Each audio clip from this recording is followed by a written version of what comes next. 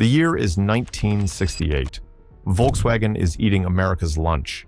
Those little Beetles are everywhere on every highway, in every parking lot, in every college town in the country, and Detroit is panicking. For the first time in decades, American car companies don't dominate the small car market. Lee Iacocca. Ford's vice president, the man who created the Mustang, gets a direct order from the top. Build us a subcompact, and build it fast. 2 years, not the usual 3.5. The 2,000-pound weight limit, the $2,000 price limit. Iacocca called it the limits of 2,000. And those limits, they weren't suggestions. They were law, internal law. Violate them, and you were off the project. Engineers later described an atmosphere of relentless pressure, meetings where safety concerns were dismissed before they were finished being raised, internal memos that went unanswered for months.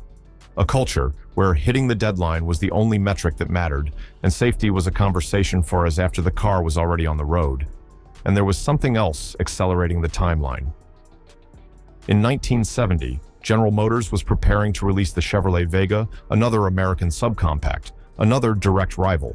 The race wasn't just against Volkswagen anymore, it was against Detroit itself.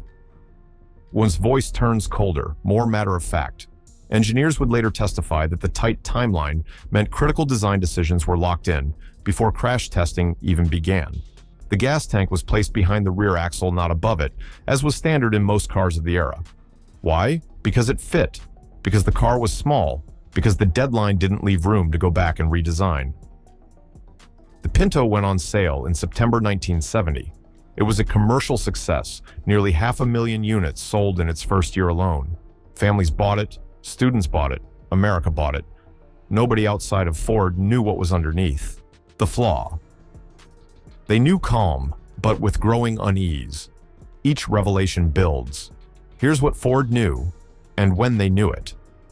During crash testing that was conducted after the car was already in production, the Pinto failed, repeatedly.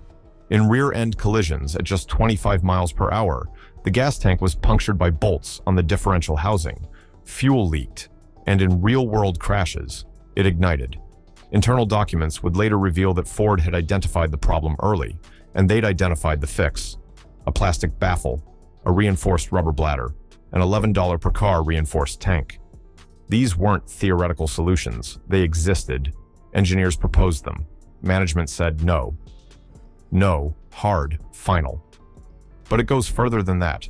Ford didn't just know about the Flaw, they tracked it. Rear-end collision reports came in, fire incidents were logged.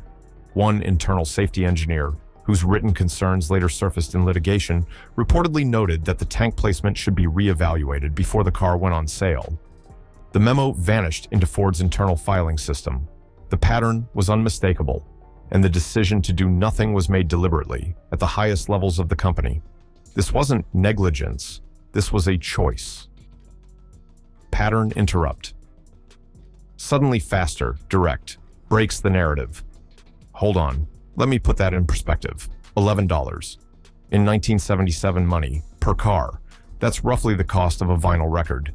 Ford sold over 3 million Pintos, 3 million cars. If they had spent the $11, that's $33 million. Instead, they calculated that paying out for 180 deaths cost less. They chose the math over the people. The memo.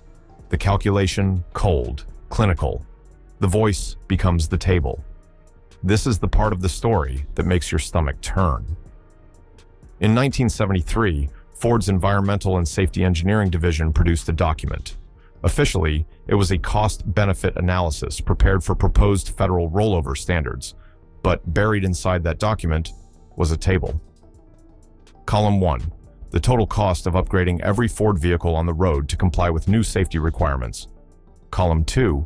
The projected cost of the deaths and injuries that would occur if they chose not to upgrade. They assigned dollar values. Death, $200,000.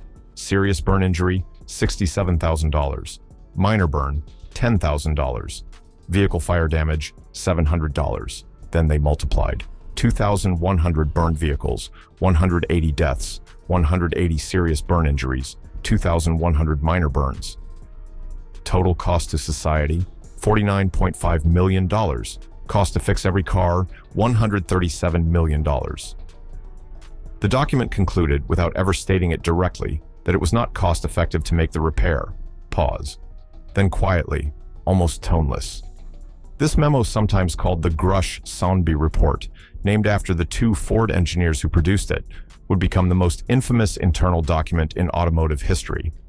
It was not uncovered by an investigative journalist. It was not leaked by a whistleblower with a conscience. It was submitted by Ford's own legal team as evidence in a civil trial. They believed it would help their case. It destroyed them. Ford never said, "Let people die." They just did the math. The human cost voice shifts, warmer but restrained. Numbers become people. Numbers on a page. That's what the memo saw. But here's what those numbers looked like in real life. May 1972. Lily Gray is driving her 6-month-old Pinto on Interstate 15 in California. The engine stalls. A Ford Galaxy rear-ends her at 30 miles per hour. The gas tank ruptures. The car is engulfed in seconds. Lily Gray dies at the scene. Her passenger, 13-year-old Richard Grimshaw, suffers burns over 90% of his body. He survives. He will undergo more than 70 surgeries over the next decade. He will live with those scars for the rest of his life. At trial, the jury heard the Grush-Saunby memo, and they responded. They awarded Richard Grimshaw $125 million in punitive damages, one of the largest civil verdicts in California history at that time. The judge later reduced the amount under pressure. Ford's lawyers appealed every stage, but the precedent was set. For the first time, a corporation had been punished in open court, not for making a mistake, but for knowingly calculating that the mistake was affordable. Long pause, then restart, same tone, but heavier. August 1978. 3 teenage girls, Judy Lynn and Diane Ulrich, are driving home from a volleyball tournament in Indiana. Their Pinto is rear-ended by a van. The car erupts in flames. All 3 die at the scene. The driver of the van that struck them, uninjured, because his vehicle didn't have a gas tank positioned directly behind the rear axle. Judy was 18. Lynn was 17. Diane was 16. Pattern interrupt. Sharper, pushing forward. By the time of the Ulrich trial, the county prosecutor would argue something no American courtroom had ever heard before, that a corporation should be charged with reckless homicide for how it designed a car, Ford Motor Company, on trial for murder, the reckoning and the lie. Narrative with increasing bitterness. In September 1978, under mounting public pressure and just weeks after the Indiana indictment, Ford recalled 1.5 million Pintos, the largest automotive recall in American history at the time. The fix? A plastic shield placed over the fuel tank, the same category of repair Ford's engineers had proposed years earlier, the same solution that had been dismissed in internal meetings, the fix that cost a few dollars per car and took less than an hour to install at a dealership. They had known how to do this for years. But here's what most people miss. Ford never admitted fault. They called it a voluntary recall to end public concern. Not a safety defect, not an acknowledgement of wrongdoing, a PR statement. And the Indiana trial? Ford was acquitted. The jury decided the Pinto's design wasn't reckless by the standards of the era. 3 girls were dead. Ford walked away. No criminal conviction, no apology. Just a press release and a new model year. The legacy. Why this still matters. Broader, reflective. The connection to the present. Here's why I'm telling you this story in 2026. The Pinto case didn't just reshape automotive safety regulations. It changed how corporations calculate the value of a human life and how they document that calculation. In the years after the Pinto, the NHTSA gained new regulatory authority. Rear impact crash standards were rewritten. Safety engineering was moved earlier in the design timeline. But the memo didn't disappear. It taught corporations something, not just how to run the calculation, but how to write it, so the conclusion is implied, never stated. How to build plausible deniability into the document itself. How to make a deliberate choice look like a routine business decision. Ford was burned by the Grush-Saunby report because it was too explicit. The corporations that came after them learned from that mistake. Right now, pharmaceutical companies run cost-benefit analyses on drug recalls. Tech companies calculate whether patching a security flaw costs more than settling a class action. Airlines weigh the cost of additional inspections against the statistical probability of an incident. The Ford Pinto memo didn't die in the 1970s. It became a template. Every time a corporation makes a business decision about whether to address a known risk, they are running the same calculation Ford ran in 1973. The variables change. The logic doesn't.